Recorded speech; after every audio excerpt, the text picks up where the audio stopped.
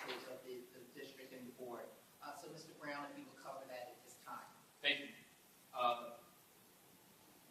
I'm thankful to President Blackshear and the board for voting to appoint me and Ms. Coscarello to the Board of School Estimate.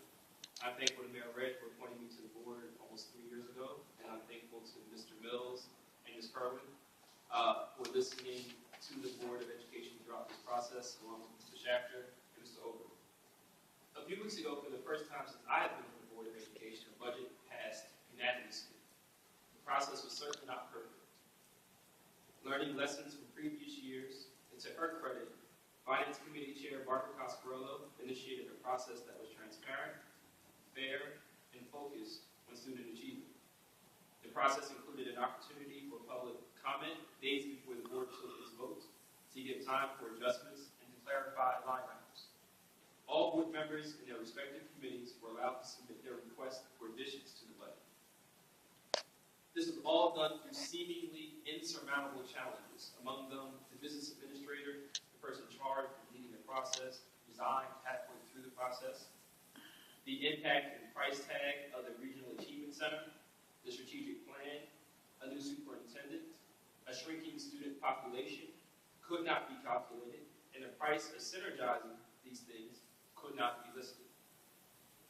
There are several things that are included in this budget that matters to students: faculty and staff, parents in the greater Camden community. Among them, a new gifted and talented program, continuing a fully funded summer program, programs for students that have dropped out, including Gateway to College and Camelot, Pathways to College, which gives students a chance to get dual and transferable credits for high school and college, security cameras to ensure that we're able to see what's going on in our schools to ensure safety, repairs to schools and fire code upgrades.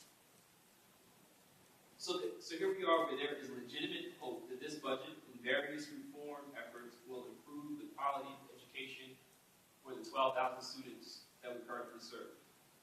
But there's also legitimate doubt. Our mayor, among others, have called for real reform and results.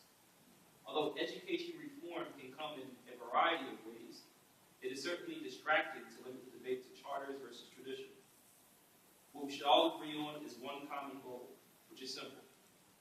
Every student should earn good grades in classes taught by excellent teachers, in buildings that are modern, and embraced by a community that values education to prepare students for careers in the 21st century global economy. And with that, if I may, I'll make the motion. Okay. So let me read the title if I can, and I'm going to thank you for your comments, Mr. Brown, and certainly to Ms. Coscarello, who chairs the Finance Committee, and congratulate the board on the unanimous vote for the fiscal year 14 budget.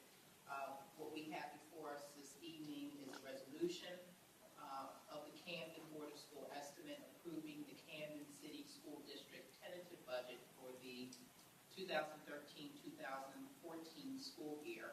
And the resolution is essentially sets the tax levy at $7.4 million to be necessary for the operation of public schools in the city of Camden. And I would add that this amount has remained consistent, has not increased, but has been consistent for at least the last 5 years. And with that, I put it before Mr. Brown for a motion. I move that the Camden Board of School Estimate accept resolution number